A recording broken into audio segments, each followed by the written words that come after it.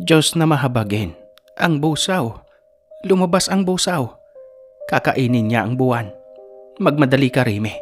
Kailangan natin mailabas ang sanggol bago pa muling iluwa ng busaw ang buwan. Anak ng busaw. May kambal ahas ang anak mo, Rime. Malakas ang kanyang kambal diwa. Magiting na babaylan ang anak mo, Rime. Humanda ka, Rime. Dahil hindi ordinaryo ang isang ito. Ano man ang mangyari, ay wag na wag mong papatayin ang nilalang na lalabas. Ang kamatayan ng isa sa kambal ay kamatayan nilang dalawa. Huwag ka nang magsayang ng panahon at lakas na iligtas ako, Reme. Itinakda ng busaw na bathala sa biringan ang aking kamatayan. Malugod ko itong tatanggapin. Huwag na huwag niyong kamuhian ang kambal ahas ng inyong anak. Dahil siya ang magbibigay swerte sa inyo.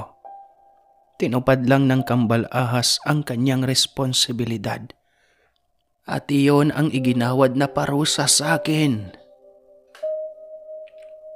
Minsan, ang puso ng isang tao ay nagtutulak sa kanya sa gitna ng panganib.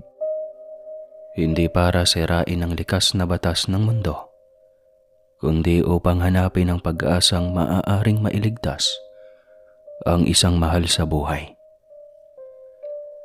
Hindi lahat ng tumatahak sa landas na puno ng hiwaga ay may layuning masama. May mga pusong mapangahas, hindi para sa pansariling kaperetsyo, kundi para sa pag-ibig na handang lumaban sa imposible.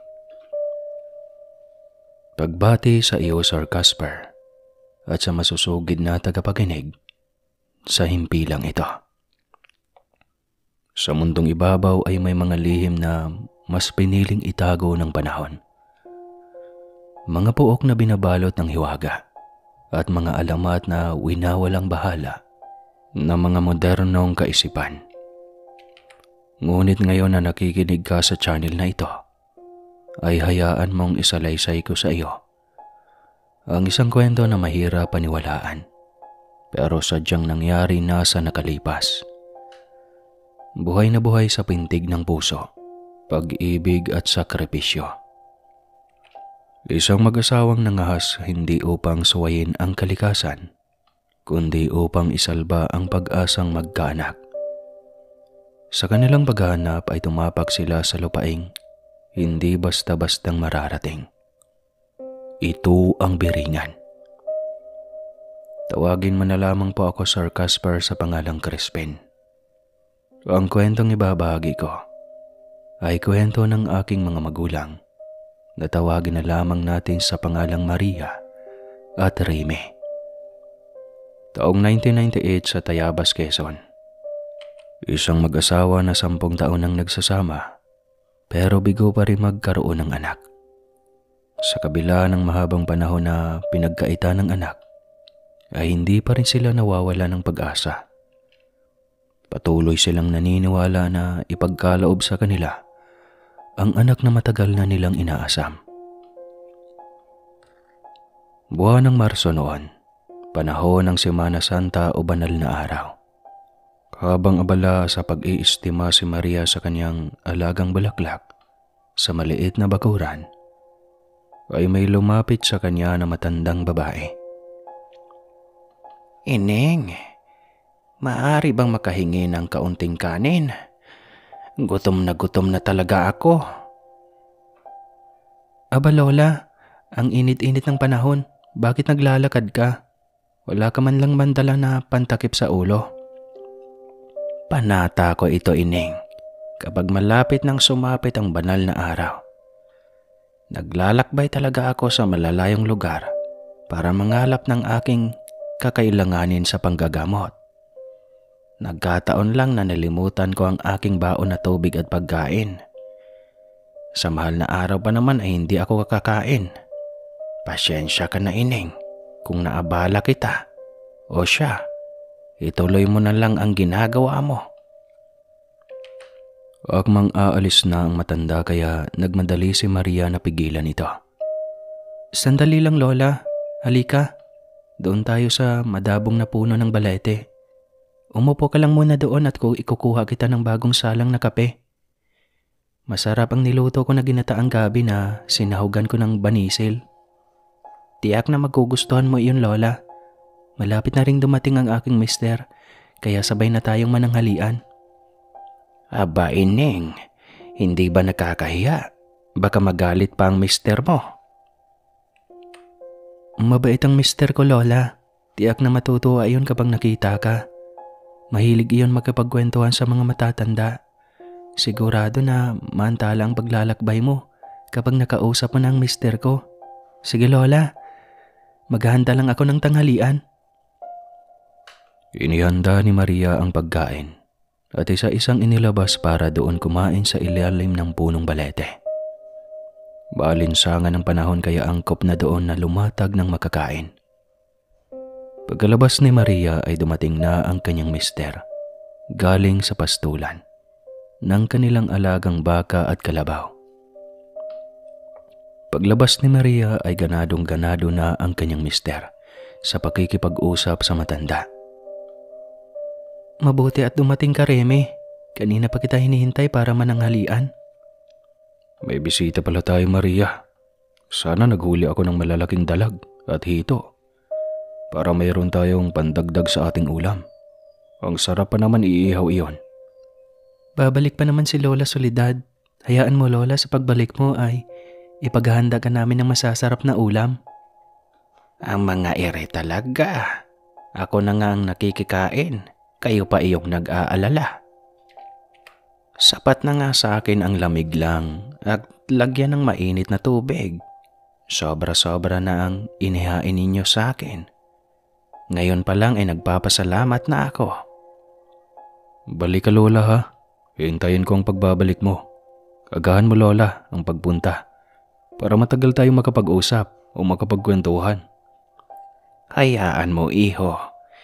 Pagkatapos ko makalap ang lahat ko na kailangan, ay agad akong uuwi para ihatid ang nakuha. Babalik ako dito para kahit papano ay may madala din akong pasalubong sa inyo. Huwag ka na mag-abala, Lola. Pumunta ka na lang dito para makapagkwentuhan tayo. Gusto ko talaga makarinig ng mga kwento, lalo na yung mga kababalaghan, Lola. Marami akong alam sa bagay na iyon, iho. Hindi mo na itatanong, isa akong babaylan. Hindi maputol-putol ang kanilang usapan at halos lahat na topiko ay kanilang natalakay. Hanggang dumako sa bahagi kung bakit wala pa silang anak. Mababa ka sa mukha ng matanda ang paghahabag ng mapatid niya, ang pananabik ng mag-asawa na magkaroon ng anak. May dahilan kung bakit ako napadpad sa inyong bakuran na mag-asawa. Sa tingin ko ay panahon na para matupad ang mga pangarap ninyo. Ano ang ibig mong sabihin, La? May kakayanan kang matulungan kami na mag-asawa? Isa akong ganap na babaylan. Kaya madamong ang aking kakayahan pagdating sa mga ganong bagay. Tatapusin ko lang ang aking pangangalap at pag-iisipan ko ang pinakamainam gawin sa inyong mag-asawa. Tatanawin ko ng malaking utang na loob kapag matulungan mo kami, Lola Soledad. Pagkatapos kumain ng tanghalian, ay nagpaalam na ang matanda para tumuloy sa kanyang patutunguhan. Nangako itong agarang babalik kinabukasan para matignan ang kalagayan ng mag-asawa. Nais malaman ni Soledad kung sino sa kanila ang may problema, kaya bigo pa rin silang magkaroon ng anak. Naniniwala ka ba talaga na may sapat na kakayahan si Lola Soledad para matulungan tayo sa ating problema? Wala namang mawawala sa atin kung susubukan, di ba? Bahagyang napaisip si Reme at may kung anong bumabagabag sa kanyang isipan. Bakit? May problema ba, Reme?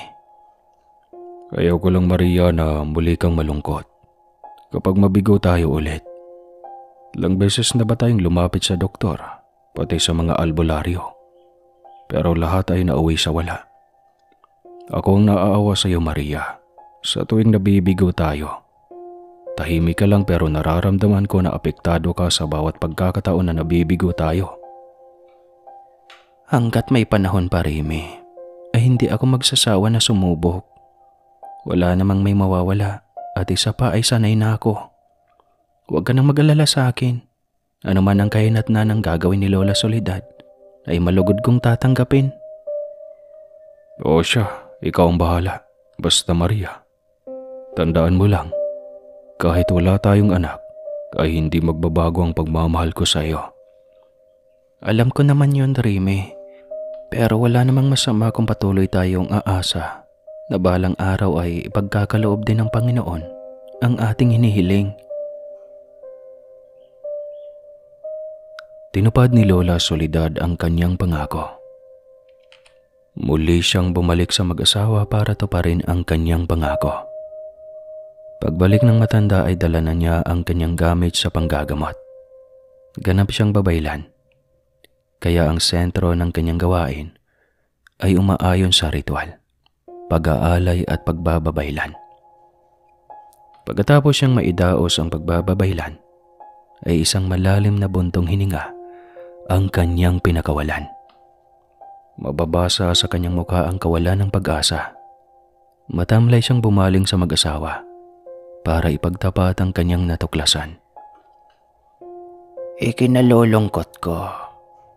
Pero wala nang pag-asa na magkaanak pa kayong dalawa. Hindi maganda ang ipinapahiwatig ng aking banwaan. Nagkatagpo kayong mag-asawa na walang kakayahan na magkaanak. Kaya pala, Lola, kahit anong subok namin ni Remy ay palaging nauuwi sa pagkabigo. Wala na ba talagang pag-asa na magkakaanak kami, Lola? Tatapatin ko na kayo, Maria. Kung iaasa lang ninyo sa halamang gamot o anuman na bagong tuklas na panlunas, ganoon pa rin ang mangyayari. Walang magagawa o maitutulong ang mga lunas dito sa ating mundo. Tanging gamot lang ng may kasamang basbas ng mga natatanging nilikha ang makakatulong sa inyong mag-asawa. Sino ang tinutukoy mo, Lola Soledad? Ang mga nilalang sa dako paraon. Mga nilalang na kasabayan natin nilalang pero piniling mamuhay sa sarinlan. Pwede bang ipaliwanag mo sa akin ng maigi, Lola? Hindi ko talaga lubos maunawaan ang tinutukoy mo . Mga engkanto, diwata at engkantada, Remy.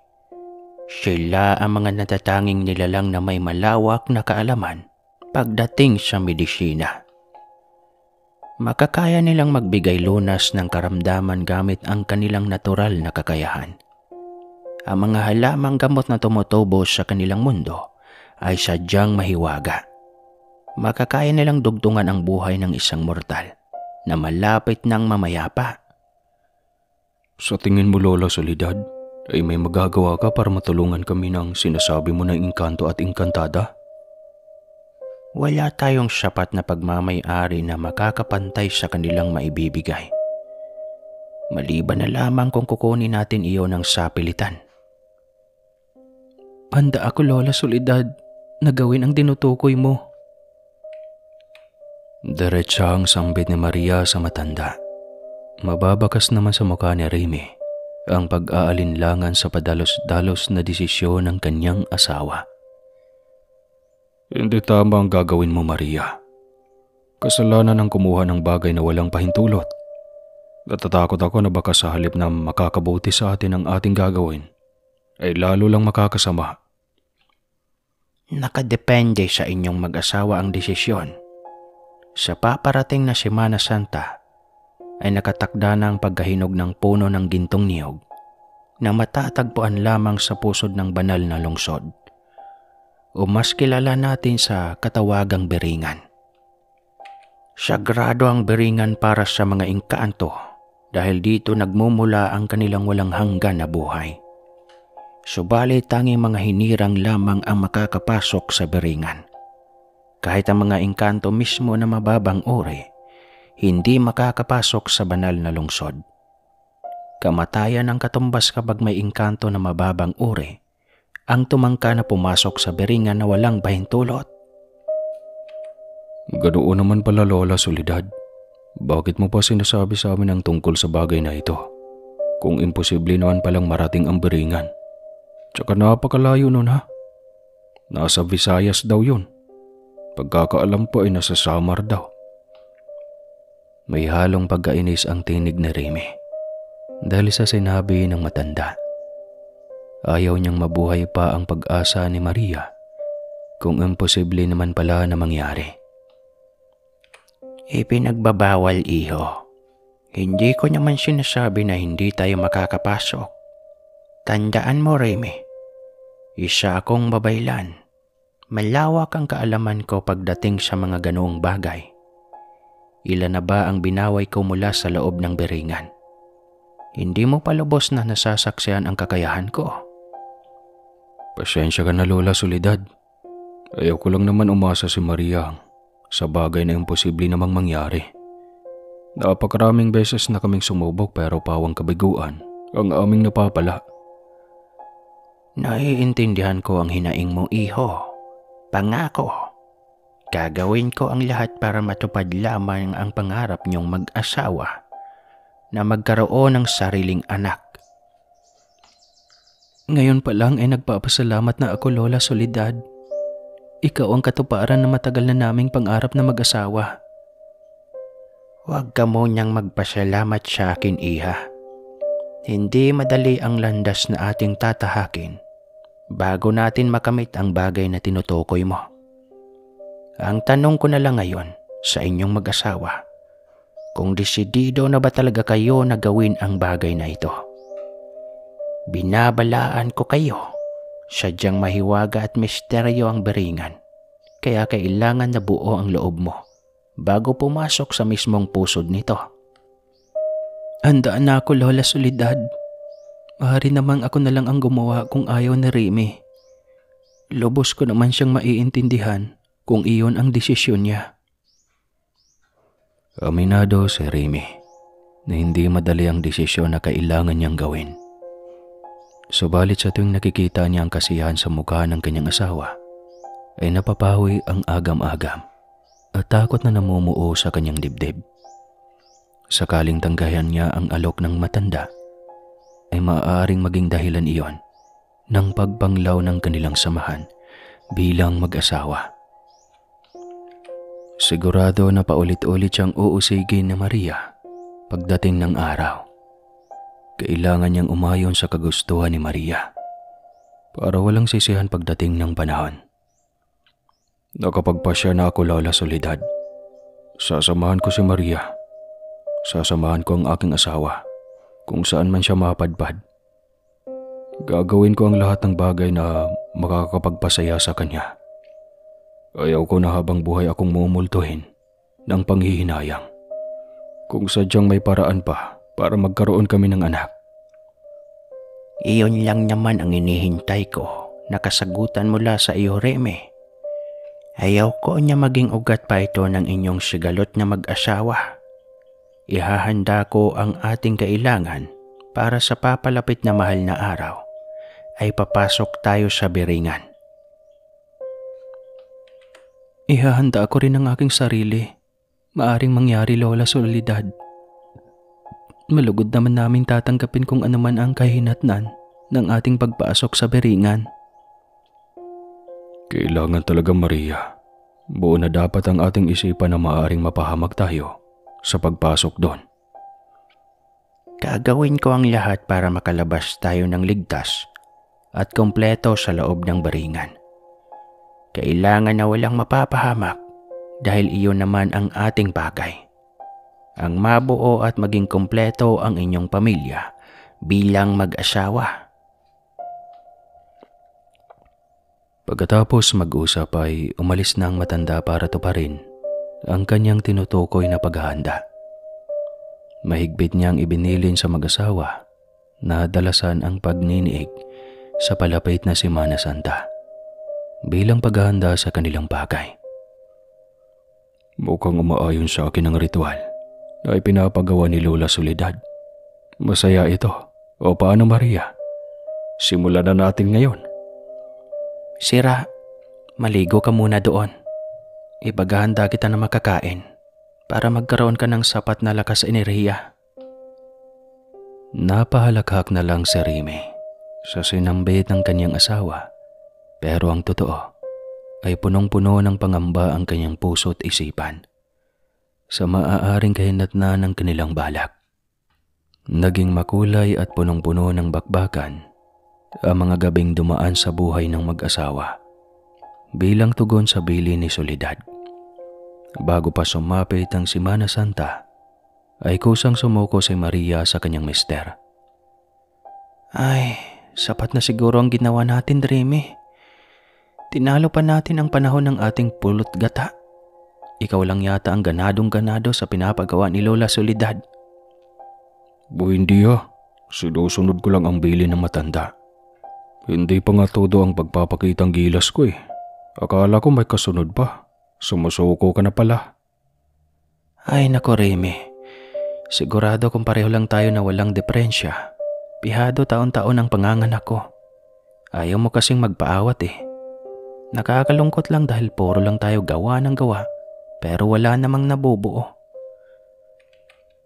Nakita ni Remy ang muling pagpanglaw ng kanyang asawa, kaya agaran niyang binasag ang kalungkutan nito. Ayaw mo nun. Ang iba nga ay kailangan pang gumamit ng kung ano-ano para lamang hindi dumami ang anak. Tayo ay malaya na magagawa iyon ng walang pag-aalala. Iba pa din kung may sarili tayong anak, diba? Kahit isa lang, Remy. Tama na nga niyan. Tutulungan naman tayo ni Lola Soledad, diba? Huwag ka na malungkot. Naniniwala ka ba talaga na magkakatotoo ang sinabi ni Lola Soledad? Kailangan natin kumapit, Maria. Kung iyon lang ang makakatulong para maging lubos ang kasiyahan mo sa piling ko. Sa sumunod na araw, ay pinili na ng mag-asawa na magpahinga para mapaghandaan ang kanilang pag-alis na ayon sa matanda ay hindi madali. Kinabukasan, ay simula ng Lunes Santo, ay maagang dumating ang matanda. Ayon sa matanda na madami pa silang kailangang pagdaanan bago masimula ng kanilang paglalakbay. Kailan ba tayo nakatakda na umalis, Lola Soledad? Kailangan muna na magkaroon kayo ng karga bago tayo makaalis. Hindi kakayanin ng inyong katawang lupa ang enerhiya na bumabalot sa syudad ng Beringan. Sigurado sa lagusan pa lang na tumatagos papasok ay manghihina na kayong dalawa na mag-asawa. Kailangan na may tangan kayong mutya para mangangalaga sa inyong dalawa. Mutya?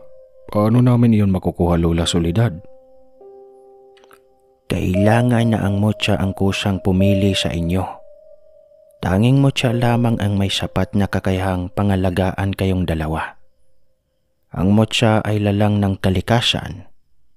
Ito ang nagsisilbing kalakasan ng Beringan. Ang engkanto, diwata at iba pa na umaayon sa kalikasan ay mga mutya. Magiging angkop ang katawang lupa ng isang mortal sa kanilang mundo kapag may tangan na mutya. Paano mapasa kamay namin ang mutya na tinutukoy mo, Lola Soledad? Wala nang ibang paraan kundi ang kunin ito sa kalikasan. Kailangan niyong dumaan sa pagsubok para makuha ang mutya. Ang mundo ng mga mortal ay nakadepende sa mutya ng kalikasan. Sa paghina ng mutya ay nagkakaroon ng dilobyo at trahedya. Nangyayari ito dahil sa walang humpay na pagkasira ng kalikasan. Kailangan na mapasakamay niyong mag-asawa ang alinman sa mga mutya na tinutukoy ko. Paano namin iyon makukuha, Lola? Tutulungan mo naman kami, di ba? Gagabayan mo kami para makuha iyon. Gagabayan ko kayong mag-asawa. Pero kailangan na solo kayong makipagbuno sa pagsubok na ibibigay ng mutya. Sa punto na mapagtagumpayan nyo ang pagsubok, ay kusang sasama ang mutya. Kailangan nyo muna patunayan na karapat-dapat kayo na maging tagapangalaga. Hindi ba peligroso ang aming gagawin, Lola Soledad? Natatakot ako para sa aking asawa. Wala tayong magagawa, Remy. Kailangan na sulong-susuungin ni Maria ang pagsubok na ilalatag ng mutya. Iyon ang tanging paraan para matupad ang ating hinahangad. Puno ng pag-aalala ang mata ni Remy habang nakatingin sa kanyang asawa. Gustong-gusto ni Remy na tigilan na ang kanilang ginagawa. Subalit nagtatalo ang kanyang puso at isipan. Dahil sigurado na malulungkot si Maria kapag gagawin niya iyon. Huwag kang mag-alala, Remy. Magtiwala ka lang sa akin. Magagawa ko ito. Sana lang, Maria. Sana lang may kahinatnan ang paghihirap natin. Sakaling mabigo pa tayo sa pagkakataong ito, patawarin mo ako. Pero huli na ito. Oo, Remy. Pangako. Huli na ito. Nagkasundo ang mag-asawa kaya sinimulan na ng matandang babayla na ilahad ang kanyang plano. Ang mag-asawa naman ay taimtim ang pakikinig sa matanda at matyagang isinasaisip ang bawat detalye ang kanilang gagawin. Maglalakbay tayo mamaya bago kumagat ang dilim. Kailangan bago tumakip ang takip silim ay naroon na tayo sa lugar kung saan kumakanlong ang natatanging mga mutya. Ang batis kung saan naliligo ang isang bathaluman. Kargado ng basbas ng bathaluman ang mga mutya sa batis. Kaya mas malakas ito kumpara sa mga maharlikang engkanto na bumubuo sa biringan. Ano ang bathaluman, Lola Soledad? Diwata ba siya o isang engkanto? Ang bathaluman ay itinuturing na pinakamataas sa mundo ng mga engkanto. Siya ang ninuno ng mga engkanto o pinakamatanda sa kanilang hanay. Pinagtibay ng panahon ang kanyang lakas, kaya nagsisilbi siyang gabay at tagahatol sa kanyang kalahi. Subalit, may mas nakakataas sa lahat. Ang Panginoon na sinasamba natin. Nauunawaan ko na, Lola Soledad. Nung sumapit na ang alas 3 ay sinimulan nila ang paglalakbay papunta sa batis na kanilang tinutukoy. Halos 2 oras ang kailangan nilang buunuin bago marating ang lugar. Malayo pa lang sila ay naririnig na nila ang malakas na lagaslas ng tubig. May nauulinigan akong malakas na bagsak ng tubig. May kalapit ba na talon sa lugar na ito, Lola Soledad? Oo, meron. Ang buong lugar na ito ay napapaligiran ng matataas na talon. Bihira lang ang may makakarating sa lugar na ito kaya kung inyong mapapansin ay napakalusog ng kapaligiran. Sigurado na sira na ito kung madali lang itong marating ng tao. Iyon kung makakaabot pa sila sa pusod ng kagubatan. Ano ang ibig mong sabihin, Lola? Mauunawaan mo rin ang lahat ng ito, iho. Kung magtagumpay na kayong mag-asawa na makuha ang mutya na tinutukoy ko. Hindi mababaka sa mukha ni Maria ang takot. Sa halip ay parang sabik ito na matapos na ang kanilang pakay. Hindi nakatiis ang babae at nagsimula ng mangusisa. Malayo pa ba tayo, Lola Soledad? Kanina pa tayo naglalakad sa gilid ng batis, pero hanggang ngayon ay hindi pa natin narating ang lugar na tinutukoy mo. Huwag kang mainip, Maria. Ang mutya ay kumukubli sa pinakamalalim na parte ng katubigan. Sana ganon ka pa rin kasabi kapag natunghayan mo ang umiilaw na linaw sa dulo ng batis na ito. Umiilaw? Malabo yata ang sinasabi mo, Lola. Dahil takip silim na ngayon kaya imposible na may bahagi pa ng batis na ito ang maliwanag. Patutunayan ko sa iyo, Maria, na may bahagi ang batis na ito na umiilaw. Doon sa lugar na iyon, matatagpuan ang tinutukoy ko na mutya. Masusukat kung gaano katindi ang paghahangad mo na magkaroon ng isang anak. Patutunayan ko sa iyo, Lola Soledad, na handa akong harapin ang lahat. Matupad lang ang matagal ko ng hinahangad. Sabihin mo iyan mamaya kapag marating na natin ang tinutukoy ko. Si Remy naman ay tahimik lang na nakikinig sa dalawang babae. Pero sa kanyang isipan ay punong-puno na ng alinlangan. Natatakot siya sa kanyang sarili at kanyang asawa. Gustong-gusto man niya na hindi tumuloy, pero nangangamba siya na baka magalit si Maria. Nangangamba si Remy na baka isipin ng kanyang asawa na mahina siya. Ayaw niyang bumaba ang tingin ni Maria sa kanyang pagkatao. Lalong lumakas ang kaba na nararamdaman ni Remy nang bumungad sa kanila ang higanting bukana ng kuweba. Napatigil ang mag-asawa sa paglalakad at nakikimatsyag sa babaylan. Hinihintay nilang sasabihin ng babaylan. Subalit katulad nila ay nakikimatsyag din si Soledad sa kanilang galaw. Hinihintay ng babaylan kung aatras o tutuloy ang mag-asawa. Tinatansya ng matanda kung lubos ang dedikasyon ng mag-asawa na gawin ang bagay na iyon. Pagkalipas ng maikling sandali na walang nakuha na tugon ng matanda, ay nagsimula na itong sa paghakbang papasok sa loob ng kuweba. Tahimik naman na nakasunod ang dalawa at nakatuon ang kanilang atensyon sa buong paligid. Nababalot ng katahimikan ng buong paligid at namamayani ang napakalamig na temperatura. Sa gitna ng kuweba ay makikita ang isang ilaw na nagkikislapan.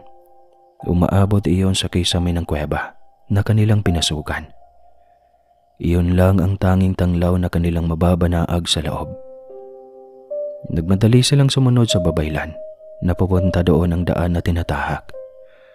Pagkarating nila sa paanan, ay agad silang tumigil para tignan ang ilalim ng pinanggagalingan ng ilaw. Ito ang batis na sinasabing pinapaliguan ng Bathaluman mula sa sinaunang panahon ng mga Engkantada. Dito nagmumula sa linaw ang tubig na umaagos sa mga talon at batis na umaabot sa kalapit na nayon. Sadyang pinagpala ang lugar na ito dahil maraming buhay ang umaasa dito. Bakit umiilaw ang tubig, Lola Soledad? Malinis ang tubig na nagmumula sa linaw na ito. Ang liwanag na inyong nakikita ay mula sa kadalisayan ng tubig. Subalit walang sino man ang nagtagumpay na marating ang ilalim ng linaw na ito, maliban sa amin na mga babaylan na mayroong tanga na karga. Kung ganoon, bakit mo kami dinala sa lugar na ito, Lola Soledad? Dahil dito niyo matatagpuan ang mutya na hinahanap natin. Biglang kinabahan ng mag-asawa nang sabihin ng matanda na doon matatagpuan ang mutya na kanilang pinaghahanap. Paano namin makukuha ang mutya, Lola Soledad? Kailangan niyong lumusong para makuha ang mutya. Sabay na nabigla ang mag-asawa at hindi nakapagsalita kaagad. Mababanaag sa kanilang mukha ang takot.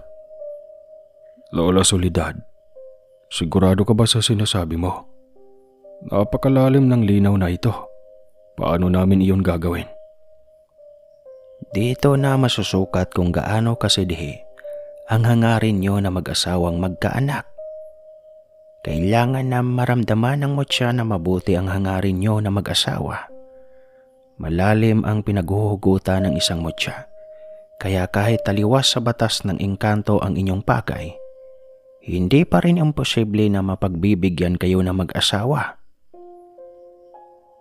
Nabuhayan si Maria ng pag-asa matapos niyang marinig ang sinabi ng matanda. Naging buo ang kanyang pasya na lulusong sa linaw kahit walang kasiguraduhan ang kahinatnan ng kanyang paghihirap. Ako na lang ang lulusong mag-isa. Kung may pag-alinlangan si Remy, naniniwala ako na lubos akong maiintindihan ng mutya. Ipagkakaloob niya sa akin ang aking hangad. Nagsimula na si Maria sa paghakbang papunta sa bungad ng linaw. Nakabawi si Remy sa kanyang malalim na pag-iisip. Napasigaw ito para pigilan si Maria. Hindi ako papayag na lulusong ka sa linaw na mag-isa. Sakaling may mangyari na masama, ay kailangan kasama mo ako. Hindi mo susuluhin ang lahat ng ito, Maria.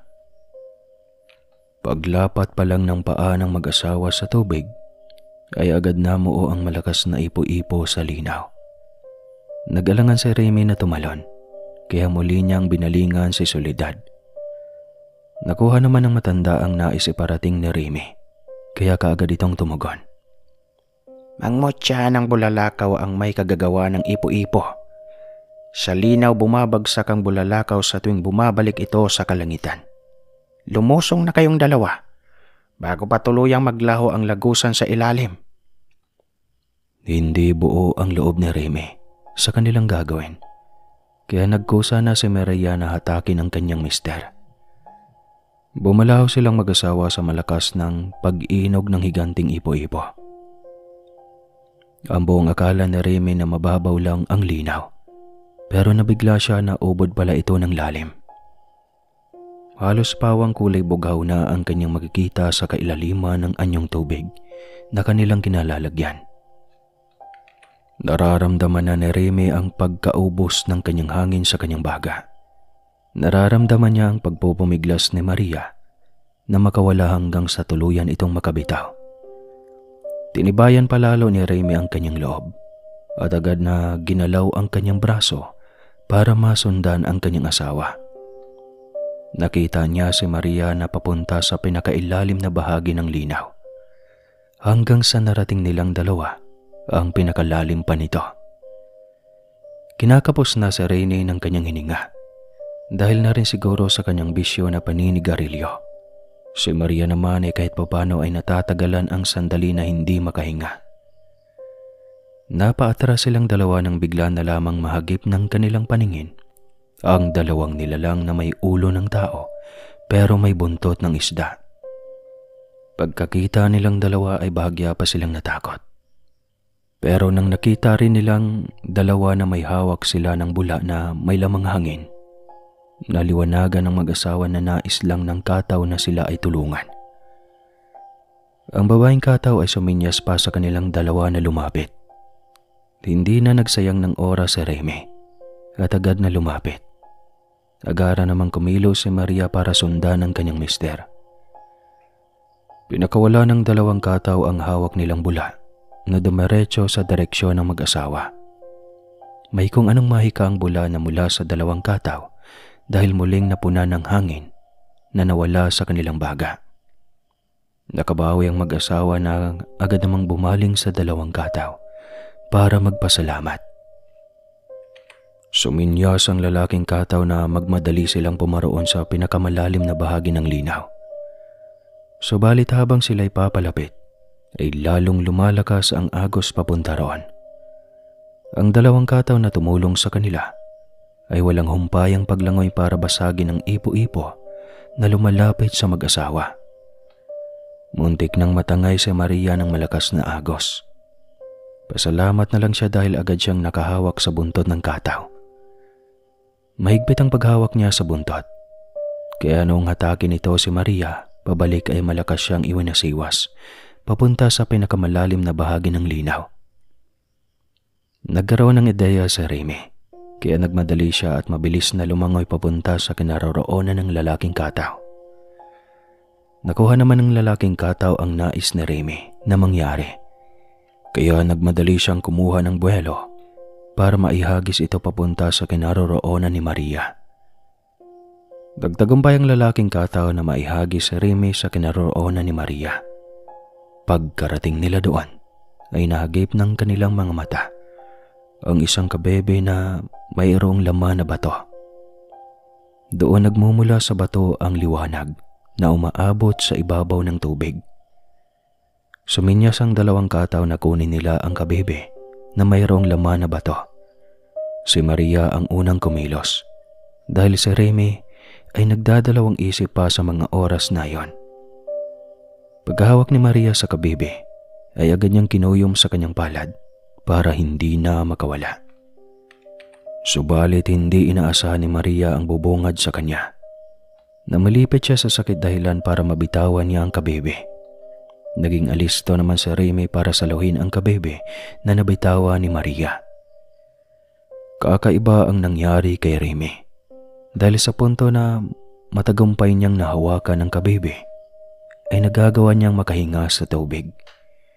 Lumiwanag ang mukha ng dalawang kataw nang makita nila na matagumpay na kinilala ng mutya si Remy. Kasabay sa pagkalala ng mutya kay Remy ay ang paglaho ng ipo-ipo na lumilitaw sa kailaliman ng linaw. Naglaho ang liwanag na tumatago sa itaas ng linaw. Binalot ng kadiliman ang buong paligid. Pero nakakapagtaka dahil nagagawa pa rin ni Remy na makakita sa ilalim. Nagising ang diwa ni Remy nang makita niya si Maria na walang malay. Hawak ng babaeng kataw ang kanyang asawa at paulit-ulit na pinapatamaan ng babaeng kataw ng bula para makahinga.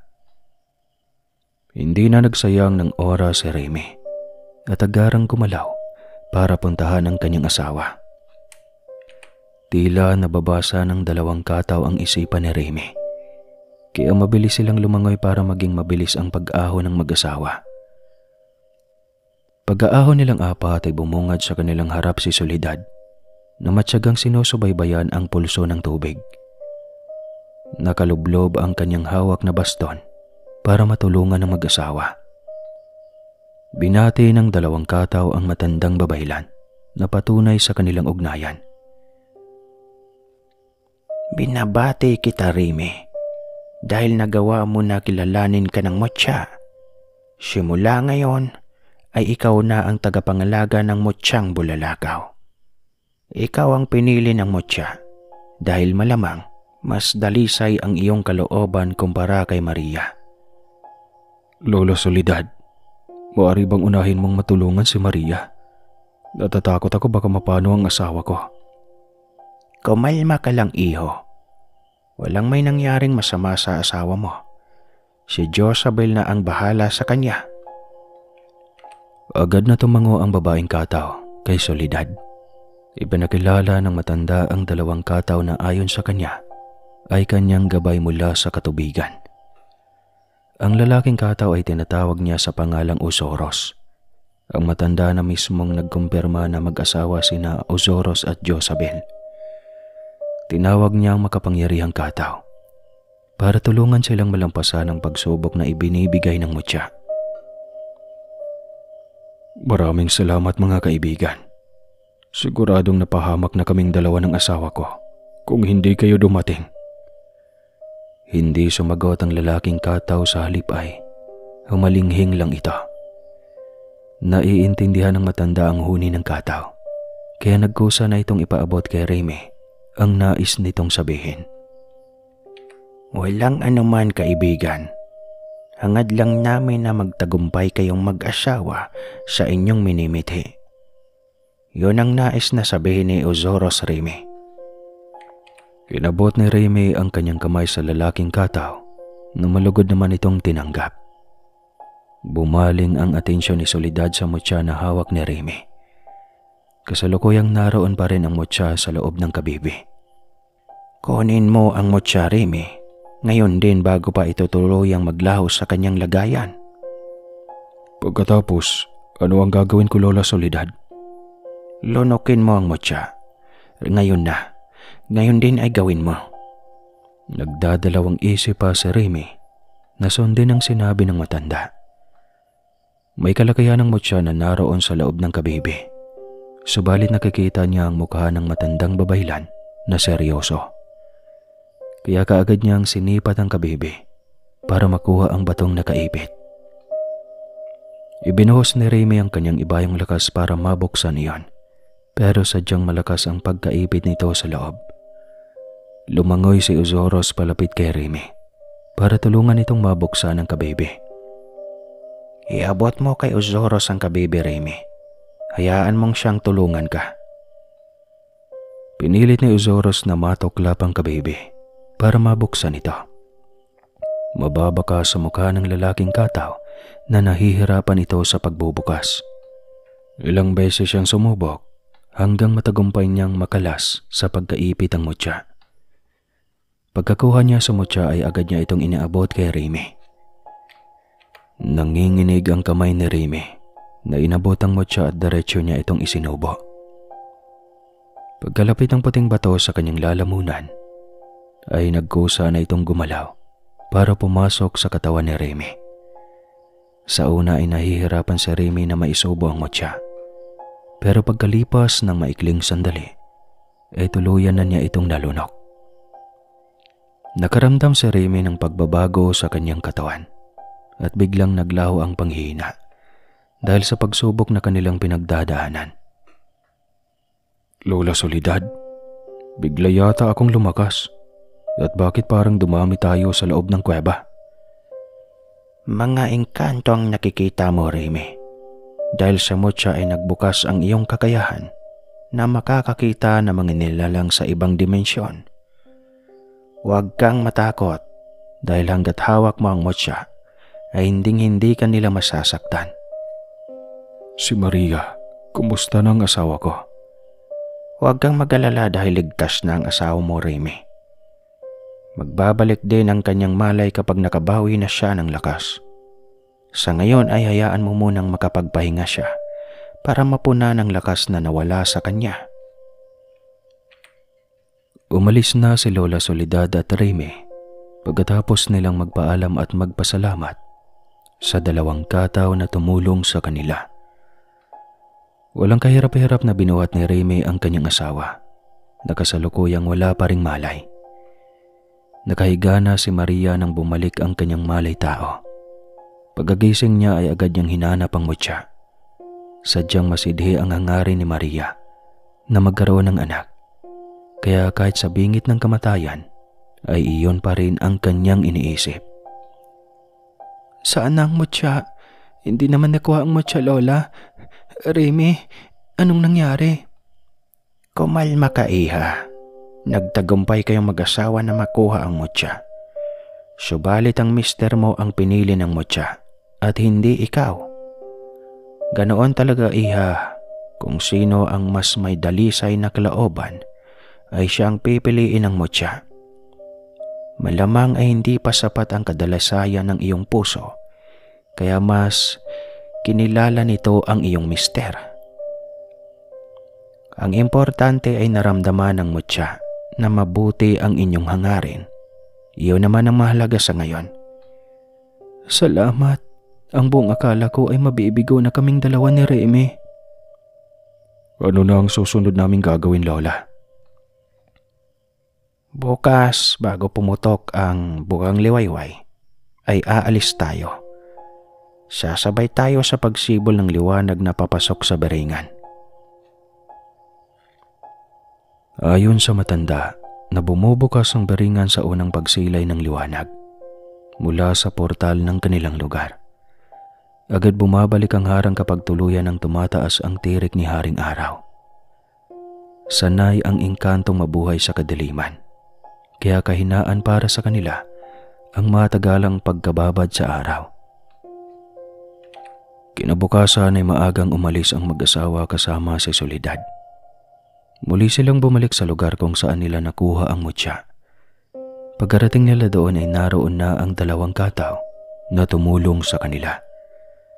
Pagkakita ng dalawang kataw sa kanilang pagdating, ay agad silang nagpakawala ng matinis na sigaw. Agad namang nabahala si Soledad nang marinig niya ang boses ng dalawang nilalang. Bilisan natin. Malapit nang magbukas ang lagusan papasok sa beringan. Mabilis na humakbang ang matanda papunta sa dalawang kataw. Pagkarating nila doon, ay agad nag-usap si Soledad at ang dalawang kataw. Pagkatapos ng kanilang usapan, ay bumaling ang matanda sa mag-asawa. Hindi kakayanin ni Maria ang enerhiya na nagmumula sa bungad ng beringan. Kailangan niya ng pangontra para makapasok. Ako lang ang may hawak ng mutya, Lola Soledad. Ako na lang kaya ang papasok. Hindi maaari. Kailangan na dalawa kayong makapasok sa pusod ng beringan. Ano ang aming gagawin?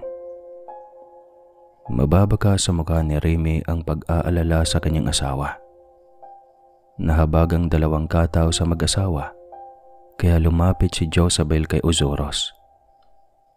Hinubad ng babaeng kataw ang kanyang kwintas at iniabot ito kay Maria.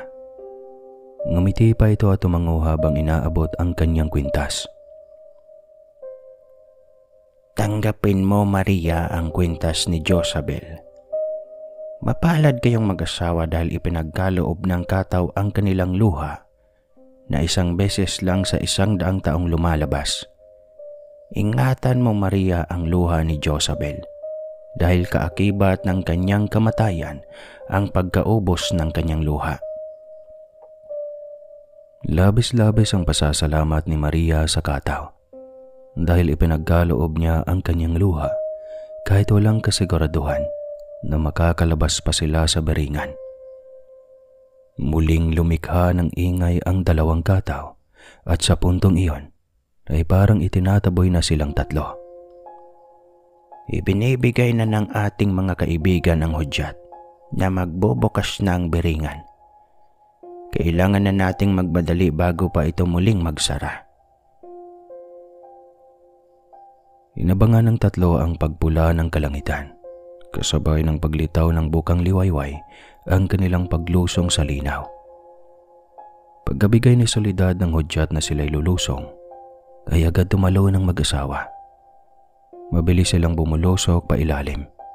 Wala silang makikita kundi pawang kadiliman. Alam nila na manabilis silang naglalakbay dahil nararamdaman nila ang rumaragasang tubig. Pagkalipas ng ilang minuto ng pagpapatianod sa agos, ay nakarating sila sa isang bukal. Mababaw lang ang anyong tubig na iyon, pero napakabanayad sa katawan ang lamig. Humahalimuyak ang amoy ng bulaklak na tinatangay ng hangin. Inilibot ng mag-asawa ang kanilang tingin sa paligid at bumungad sa kanilang paningin ang isang paraiso. Nagtatayogan ang mga punong kahoy na hitik sa bunga. Nagyuyog-yoga ng mga sanga ng bulaklak na ubod ng ganda. Ang makukulay na mga paru-paro ay walang humpay sa pagliparan sa buong paligid. Ang huni ng ibon ay nagsisilbing musika sa tahimik na paligid. Saan na tayo, Lola Soledad? Nandito na tayo sa loob ng beringan, ang banal na lungsod ng mga engkanto. Tunay na paraiso ang beringan, Lola Soledad. Huwag kayong magpalinlang sa inyong nakikita dahil sa likod ng magagandang tanawin ay nakakubli ang misteryo sa beringan. Kailangan natin ng ibayong pag-iingat. Nagmadali silang umahon para magtago. Ayon sa matanda na naglipa na ang engkantong kawal sa buong beringan. Kailangan na walang makakaalam ng kanilang presensya sa loob. Paano tayo makarating sa puso ng beringan, Lola? Magaganap ang kanilang pagtitipon mamaya. Tuwing Biyernes Santo ay katulad namin ng mga babaylan, ay nagsasagawa rin sila ng mga natatanging gawain para lalong mapalakas ang kanilang kakayahan.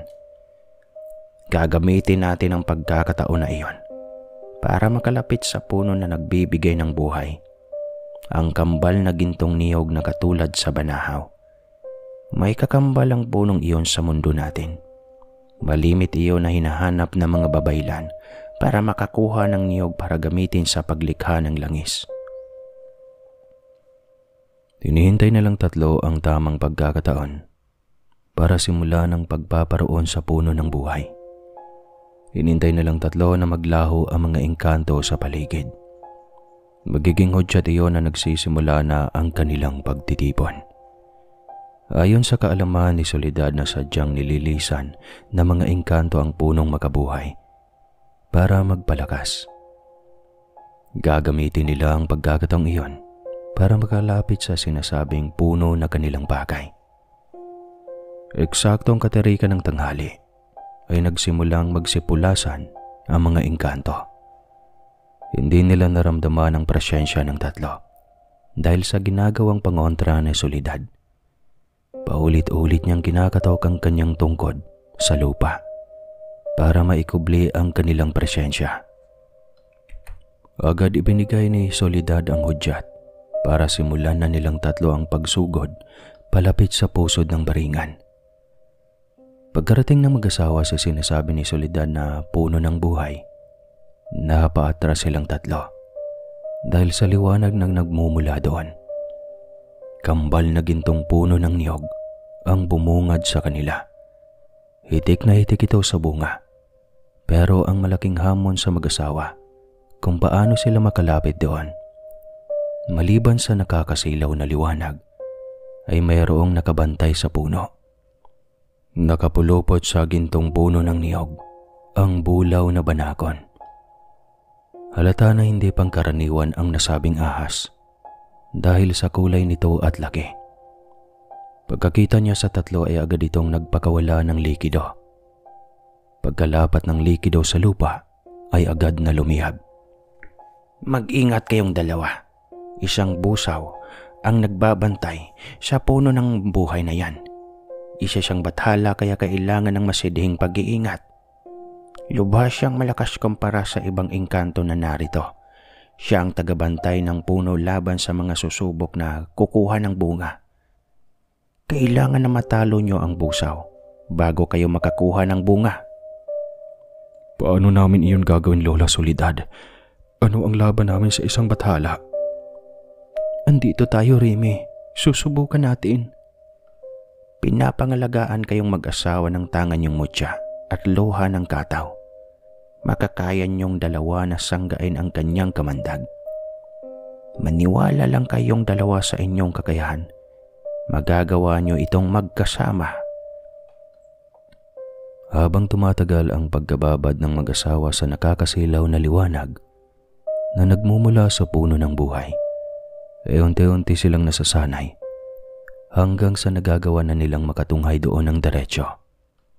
Noong maramdaman ni Soledad na nagsisimula ng tumalab ang bisa ng mutya at ang luha ng kataw, ay agaran niyang kinumbinsi ang mag-asawa na simulan na ang pakikipagtuo sa busaw. Sige na, simulan na natin. Tutulungan ko kayong mag-asawa. Huwag kayong matakot dahil nandito lang ako na handang umalalay sa inyong dalawa. Tayo na, Remy. Tumatakbo ang oras. Gawin na natin bago pa bumalik ang mga engkanto.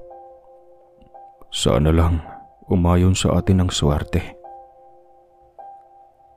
Huminga ng malalim si Remy bago magsimulang humakbang papalapit sa puno. Pagkalapit ng mag-asawa ay mabilis na nagbago ang mukha ng banakon. Lumapad ang kanyang leeg, sinyalis na handa itong lumaban. Nagpakawala ito ng likido na dumiretso sa balat ni Maria. Napadaing si Maria nang maramdaman niya ang pagkalapnos ng kanyang balat. Akma na sanang babalik si Remy para hatakin ang asawa upang umatras. Pansamantala lang ang nararamdaman ni Maria. Agaran ding hihilom ang kanyang sugat. Kumislap ang luha ng kataw na nakasuot sa leeg ni Maria. Naglaho ang lapno sa kanyang balat at nawala ang kirot na kanyang nararamdaman. Pagkakita ng busaw na walang epekto kay Maria ang kanyang likido, ay sunod naman niyang binalingan si Remy. Hinampas niya si Remy ng kanyang buntot at sunod na dinuraan ng likidong malagkit. Kumapalang usok dahil sa likido na tumama sa kanya. Nabigla si Maria kaya napako siya sa kanyang kinatatayuan. Bigla siyang kinutuban ng masama at natakot para sa kanyang mister. Ginamit ng banakon ang pagkabigla ni Maria at mabilis na pinaluputan ito ng kanyang mahabang buntot. Napahiyaw si Maria dahil sa pagkaipit sa mahabang katawan ng banakon. Agarang sumigaw si Soledad para mapukaw ang atensyon ni Remy. Nakasalukuyang nakabulagta sa lupa. Remy, ang asawa mo. Magmadali ka. Bako pa siya tuluyang malunok ng ahas. Umalingaw-ngaw sa pandinig ni Remy ang sinabi ng babaylan. Kaya nanumbalik ang kanyang determinasyon na mailigtas ito. Hindi siya nagpagupo sa pinsala ng kamandag na lumapat sa kanyang katawan. Tumayo si Remy kahit nanghihina. Pagtayo niya ay bigla niyang nararamdaman ang pagbalik ng kanyang lakas. Lalo pa itong sumidhi na kahit siya ay labis ang pagtataka at maninibago. Ganyan, Remy. Gamitin mo ang iyong nararamdaman para lalong lumabas ang kalakasan ng mutya mo. Hindi na nagsayang ng oras si Remy at agad gumawa ng paraan para makasampa sa katawan ng ahas. Lumundag si Remy papunta sa ulo ng banakon. Pagkakita ni Soledad kay Remy ay agad itong sumigaw. Remy, putulin mo ang magkabilang pangil ng banakon. Diyan nagmumula ang kanyang kalakasan. Subalit noong aabutin na ni Remy ang pangil ng banakon, ay agad naman itong kumilos dahilan para makabitaw ito. Sa kanyang pagbagsak ay mabilis siyang sinakmal ng ahas. Nakapasok na ang kanyang kalahating katawan sa loob ng lalamunan ng ahas. Nararamdaman niya ang kirot dahil sa pagkalapnos ng kanyang katawan. Alam ni Soledad na kailangan niyang gumawa ng hakbang para mapigilan ang paglulon ng ahas kay Remy. Tumakbo ang matanda at buong lakas na hinampas ng kanyang baston ang banakon. Habang ginagawa niya iyon, ay umuusal siya ng dasal. Ininda ng ahas ang ginawa ni Soledad, kaya bahagya itong humina. Ginamit ni Remy ang pagkakataon para magawa ang sinabi ng babaylan. Ibinuhos niya ang kanyang ibayong lakas para matanggal ang magkapares na pangil ng ahas. Dahil sa matinding emosyon na nararamdaman ni Remy, ay lumabas ang kasukdulang lakas ng mutya. Naglabas ng apoy ang kamay ni Remy, kagaya sa isang bulalakaw na pabagsak sa lupa. Napahiyaw ng malakas ang puting banakon at umaalingaw-ngaw ito sa buong beringan. Bumagsak ang batahalang ahas at nagad nakawala si Maria at Remy sa kanyang katawan. Batid na niya mga engkanto ang presensya natin. Magmadali kayong mag-asawa. Kumuha na kayo ng bunga at agad niyong inumin ang tubig nito. Hindi na nagsayang ng oras si Remy at agarang inakyat ang gintong puno para makakuha ng bunga.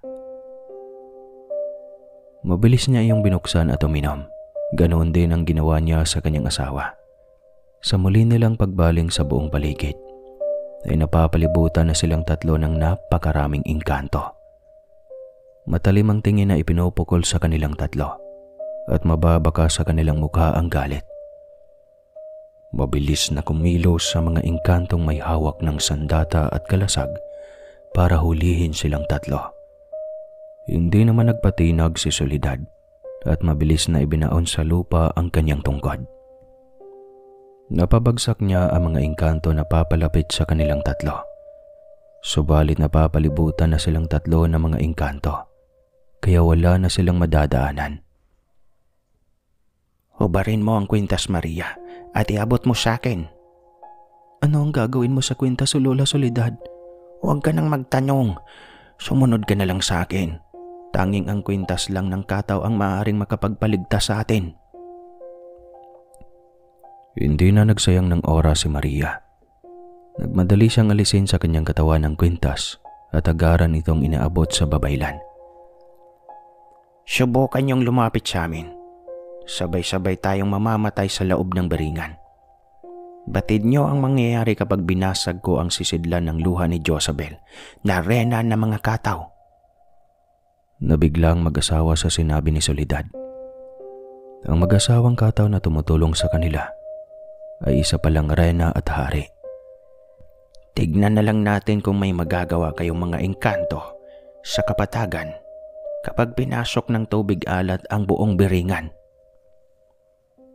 Isa sa mga kahinaan ng engkanto sa kapatagan ng asin. Ang asin ay nagmumula sa tubig alat, kaya sigurado na malaking pinsala sa kanilang pisikal na katawan kapag tumama sa loob ng beringan ang tubig alat. Nagsiatrasa ng mga engkanto dahil sa seryosong banta ni Soledad. Nangangahulugan ng pagkalipol kapag nagkatotoo ang banta ni Soledad. May kaakibat na parusa kapag nabasag ang sisidlan ng luha ni Josabel. Parusa ng kari ang engkanto sa katubigan.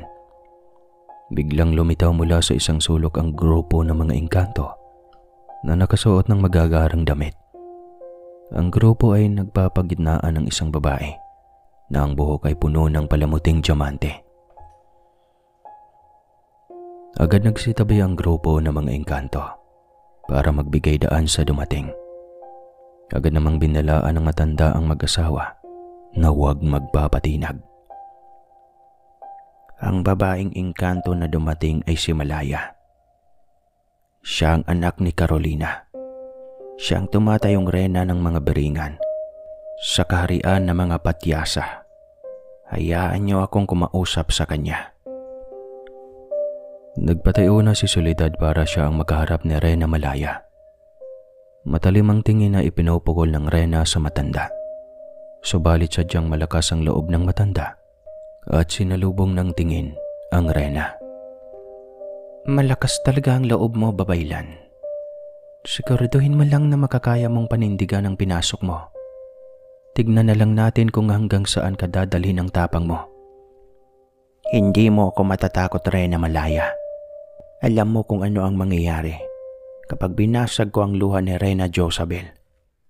Walang pipiliing lugar ang parusa ng karagatan. Sabay-sabay tayong sisingilin ng katubigan.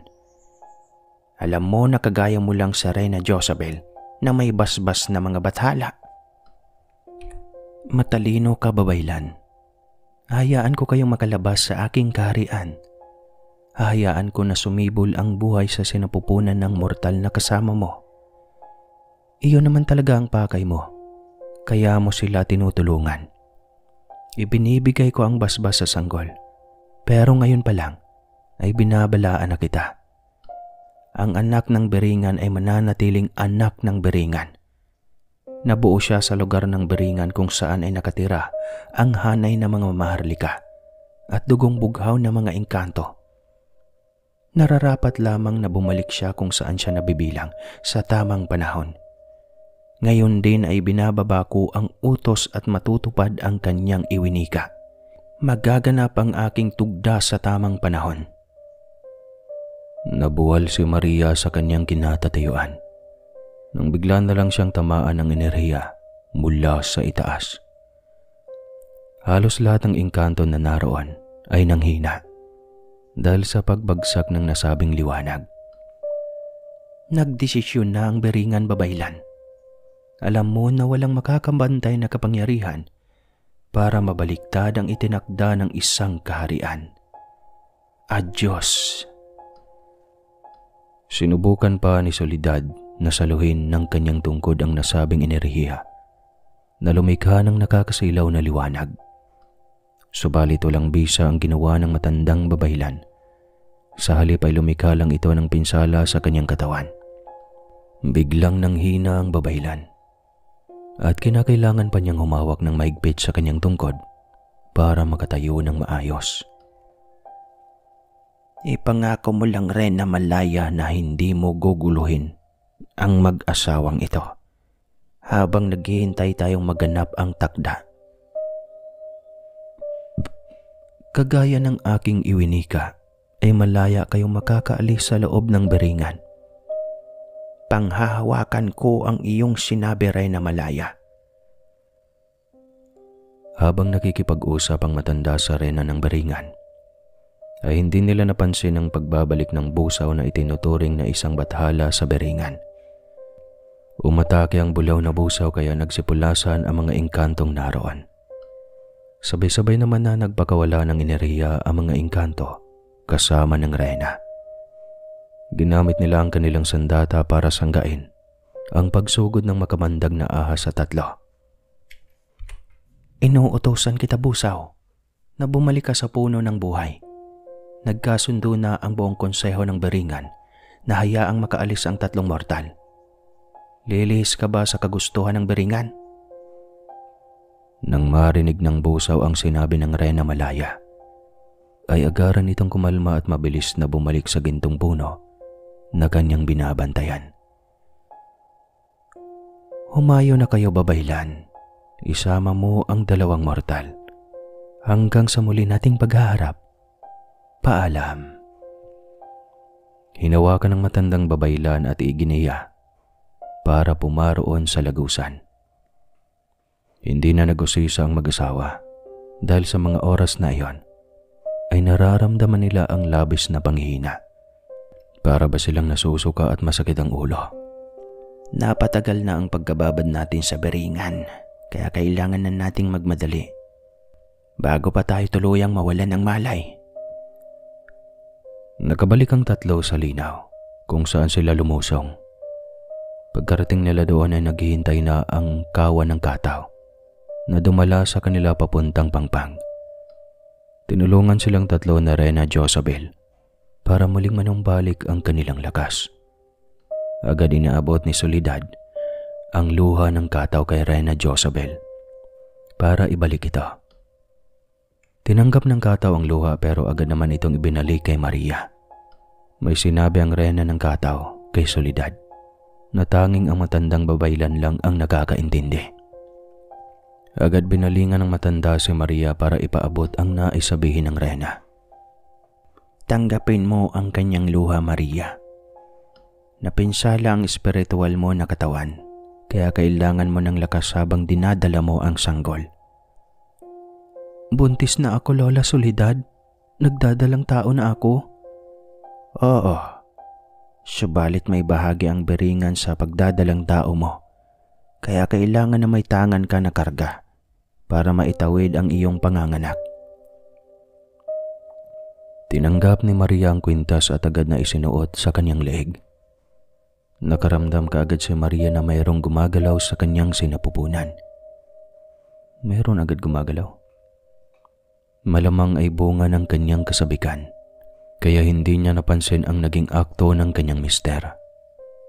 Nag-aalala man ay pinili ni Remy na huwag kumibo dahil ayaw niyang masira ang kasiyahan ng kanyang asawa. Nagpasya si Remy na kausapin si Lola Soledad ng sarilinnan para maunawaan niyang lahat.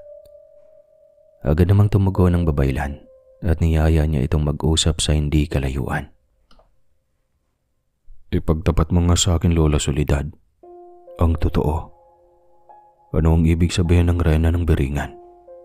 Hindi ko lubos maunawaan ang ibig niyang sabihin. Tanging ang hinaharap lang ang makapagsabi nun kung ano ang magiging kapalaran ng anak ninyo, Remy. Sa kasalukuyan ay lubos-lubusin niyo na ang kanyang pagiging bata. Pagsapit niya sa edad na 11, ay magsisimulang maglabasan ang sinyalis ng kanyang kakayahan. Hindi pa natin alam kung kukunin siya ng beringan o mananatili siya sa ating piling. Nauunawaan mo ba ang nais kong sabihin? Nauunawaan ko, Lola Soledad. Palalakihin ko ng maayos ang aming magiging anak para pagsapit ng takdang panahon ay umayon siya sa kabutihan. Tama ang sinabi mo, Remy. Ikaw na ang bahala sa sanggol. Sigurado sa pagsapit ng panahong iyon ay wala na ako. Hindi naging madali ang pinagdaanan ni Maria sa kanyang pinagbubuntis. Dumaan ang maraming gabi na pawang laman ng panaginip niya ay ang busaw na kanilang nakasagupa sa pusod ng beringan. Hanggang sumapit ang buwan na kanyang kapanganakan. Kailangan nating maghanda dahil malakas ang hinuha ko na sa darating na kabilugan ng buwan ay manganganak si Maria. Natatakot ako, Lola Soledad. Ano kayang magiging kapalaran ng aking anak? Naniniwala ako, Remy, na isang biyaya ang sanggol. Hindi lang sa beringan kundi sa atin mismo na mga mortal. Saan nga, Lola Soledad? Ganoon ang kahinat na ng lahat. Nakakabingi ang katahimikan ng buong paligid. Naggulay pula ang buwan. Nakaramdam ng kakaiba si Remy. Simulang sumilay ang pulang buwan, ay hindi na siya mapakali. Nagsitayuan ang mga balahibo ni Remy nang matanaw niya sa paligid ang pagsulputan ng mga engkanto. Hindi pa siya nakabawi sa pagkabigla ay sumunod namang magsulputan ang mga ahas sa kanilang tahanan. Hindi magkamayaw si Remy sa pagtataboy sa kanila. Nasa ganong kalagayan si Remy nang dumating si Soledad. Nakagaya niya ay labis-labis rin ang pag-aalala. Ngayon na ang panahon, Remy. iluluwal na ni Maria ang anak ng beringan. Ano ang ibig mong sabihin, Lola Soledad? Isang signos ang ating nakikita, Remy. Lumabas ang pulang buwan. Iyon ang dahilan kung bakit nagsilabasa ng mga engkanto mula sa beringan. Kailangan nating tumugon sa hinaing ng beringan. Kailangan na maipanganak ng ligtas ang kanyang anak. Lalong kinalabutan si Lola Soledad nang bigla na lang may lumitaw na malaking anino ng ahas sa kalangitan. Diyos na mahabagin. Ang busaw. Lumabas ang busaw. Kakainin niya ang buwan. Magmadali ka, Remy. Kailangan nating mailabas ang sanggol bago pa muling iluwa ng busaw ang buwan. Tama ang sinabi ng matandang babaylan dahil kasabay sa paglitaw ng busaw ay ang pagdilim ng buong paligid. Sobrang ingay sa paligid. May nagsisigawan na ibalik ang buwan. May mga naghihiyawan, mga nagtatawanan. Pero sa likod nun, may isang pamilya na parang ang bigat ng pinagdadaanan. Hanggang sa umalingaw-ngaw ang matinis na hiyaw ni Maria sa gabi na nababalot ng katahimikan. Sumunod ang nakakakilabot na alulungan ng asong gubat. Kumilos ka na, Remy. Magpakulo ka na ng tubig. Manganganak na ang asawa mo. Doon pa lang nanumbalik ang tamang kaisipan ni Remy. Katagaran siyang kumilos para magpakulo ng tubig. Si Lola Soledad naman ay hindi na nagsayang ng oras at pinuntahan si Maria na kasalukuyang dumadaing sa sakit. Lola, bakit parang may kumakalikot sa loob ng tiyan ko? Ganito ba talaga ang sanggol kapag lalabas? Hindi nakakibo si Lola Soledad dahil iba ang laman ng kanyang isipan. Dalawa ang kanyang nararamdaman na nilalang sa loob ng bahay bata ni Maria. Hindi pangkaraniwan ang kanyang nakakapa sa tiyan ni Maria, kaya lalo siyang kinalabutan. Ipunin mo ang lakas mo, Maria, para mailabas mo ang sanggol. Naghahabol tayo ng oras bago pa mahuli ang lahat. Abot langit ang paghihirap ni Maria at mababaka sa kanyang mukha ang matinding sakit na kanyang nararamdaman. Paglabas ng sanggol ay bumulwak ang napakaraming dugo. Naghihingalo na si Maria kaya tinawag ng matanda si Remy. Remy, dali! Tulungan mo ako! Ano, Lola? Ano ang may tutulong ko? Buksan mo ang sisidla na nakakabit sa liig ni Maria. Patakan mo ang kanyang bibig ng likido mula sa luha ni Josabel. Hindi niya kinaya ang panganganak at anumang oras ay maaari siyang bumigay. Nanginginig ang mga kamay ni Remy habang kinakalas ang takip ng sisidlan. Tumutulo ang kanyang luha habang nakatunghay sa kanyang asawa. Maria, huwag mo kong iwan, Maria. Lumaban ka. Pagmamakaawa ni Remy sa kanyang asawa. Umiyak ang sanggol na iniluwal ni Maria, kaya agad itong ibinalot ng matanda sa tela para unang asikasuhin ni si Maria. Pagbatak ng likido mula sa kanyang kwintas, ay unti-unti siyang nakabawi ng kanyang lakas. Subalit nagtataka si Remy dahil may nakikita siyang gumagalaw sa sinapupunan ni Maria. Lola Soledad, may laman pa ang tiyan ni Maria. Kambal ang aming anak. Umanda ka, Remy, dahil hindi ordinaryo ang isang ito. Ano man ang mangyari ay wag na wag mong papatayin ang nilalang na lalabas, ha? Ang kamatayan ng isa sa kambal na yon ay kamatayan nilang dalawa. Maria, huwag kang sumuko. Isang ere pa. Humiyaw si Maria ng ubod lakas.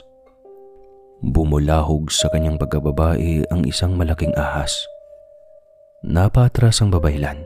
Ganoon din si Remy na nabigla sa pagluwal ng ahas ni Maria. Anak ng busaw. May kambal ahas ang anak mo, Remy. Malakas ang kanyang kambal diwa. magiging magiting na babaylan ang anak mo, Reme. Akmang hahawakan ni Soledad ang ahas. Ngunit umatras ito at agad lumapad ang kanyang leeg. Inatake ng ahas si Soledad at nakagatang matanda sa kanyang leeg. Mabilis na kumalat ang kamandag ng banakon sa katawan ng matanda at hindi na siya nagawang isalba ng kanyang panagang. Subalit bago malagutan ang hininga, ay nakasambit pa si Soledad nang habilin sa mag-asawa. Sinadya ng busaw na magkaroon ng kambal ahas ang anak niyo para makapagigante. Inihahabilin ko ang aking tungkod sa inyong anak. Nakapaloob sa aking tungkod ang lawak ng aking kakayahan at kaalaman. Ibinibigay ko ang aking basbas para kilalanin siya ng aking tungkod. Magiging malakas siya na babaylan pagdating ng panahon. Lola, huwag kang bumitaw. Kailangan ka pa namin, Lola. Lola Soledad. Huwag ka nang magsayang ng panahon at lakas na iligtas ako, Reme. Itinakda ng busaw na bathala sa beringan ang aking kamatayan. Malugod ko itong tatanggapin. Huwag na huwag niyong kamuhian ang kambal ahas ng inyong anak dahil siya ang magbibigay swerte sa inyo. Tinupad lang ng kambal ahas ang kanyang responsibilidad at iyon ang igawad ang parusa sa akin. Iyon ang huling salita na narinig ng mag-asawa mula sa matanda. Nagkatotoo ang kanyang sinabi na hindi na niya aabutan ang paglaki ng sanggol. Ang kambal ahas ng sanggol, pagkatapos niyang matuklaw ang matandang babaylan, ay nagtago lang ito sa isang sulok at nakamasid sa kanyang kakambal. Walang nagawa si Reme kundi ang asukasuhin ang kanilang anak.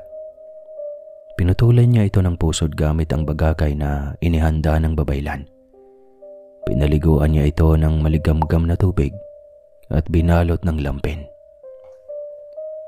Sinunod niyang asikasuhin si Maria na kanyang asawa. Minabuti ni Reme na maghukay na lang sa lupa sa gubat at doon na ilibing si Soledad. Wala siyang ideya kung saan ang tahanan ng matandang babaylan.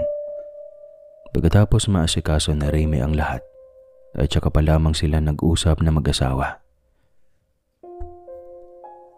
Ano ang ating gagawin, Reme? Hindi habang buhay na maitatago natin ang kambal na ahas ng ating anak. Natatakot ako na baka kamuhian siya ng mga tao na kanyang makakasalamuha habang siya lumalaki. Aalis tayo. Magpapakalayo-layo tayo. Doon tayo sa lugar na malayo sa kabihasnan pa. Saan naman tayo pupunta? Pagkalipas ng ilang araw na tuluyang nakabawi na si Maria ng kanyang lakas, ay muli silang bumalik na mag-asawa sa lugar kung saan matatagpuan ang lagusan papuntang Beringan. Doon sila muling magsisimula na mag-asawa. Doon nila palalakihin ang kanilang anak kasama ang kanyang kambal na ahas. Habang lumalaki ang bata ay nagkatotoo ang takda ni Soledad. Nagpamalas ng katangian ang bata na hindi pangkaraniwan para sa isang mortal. Napatunayan ng mag-asawa na may katuturan ang habili ng matanda. Sa tuwing nanghihina ang isa sa kambal, ay nararamdaman din ng isa sa kanila. Malaki ang naging ambag ng dalawang kataw sa kalaunan ay naging gabay ni Reme. Natutunan na Reme ang gawain ng isang albularyo gamit ang tangan niyang mutya ng bulalakaw. Mabilis na lumipas sa mga taon. Mabilis na lumaki ang anak ng mag-asawang Reme at Maria na pinangalanan nilang Crispin. Hanggang sa isang araw, napatakbo ng mabilis si Crispin nang makita niya ang grupo ng mga mangangaso na pumatay sa isang baboy ramo. Iyon ang unang pagkakataon na nakakita siya ng tagalabas. Inakala ng bata na wala nang nabubuhay maliban sa kanyang mga magulang at 2 kataw na kanyang kalaro sa linaw. Paminsan-minsan ay may nakikita siyang ahas sa kanilang bahay, pero nawawala naman iyon kaagad. Tumulili siya ng takbo para ibalita sa kanyang mga magulang ang kanyang nakita. Abangan sa part 2. Medyo mahaba kasi kaya pinutol ko, pasensya na. Isunod ko kaagad.